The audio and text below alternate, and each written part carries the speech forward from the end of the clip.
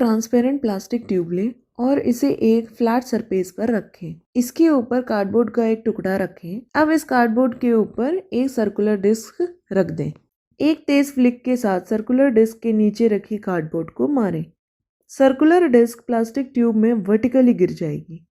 जब कार्ड को उंगलियों से फ्लिक किया जाता है तो उस पर एक मोमेंटरी फोर्स कार्य करता है, जिसके कारण वह दूर चला जाता है, लेकिन उस पर रखा सर्कुलर डिस्क गति को साझा नहीं करता है और रेस्ट पोजीशन पर बना रहता है, जिसे इनर्शिया ऑफ रेस्ट के लिए जिम्मेदार माना जाता है।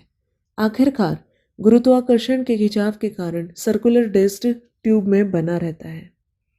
आखिरकार गुरुत्वाकर्षण के खिंचाव के कारण सर्कुलर डिस्क ट्यूब में गिर जाता है।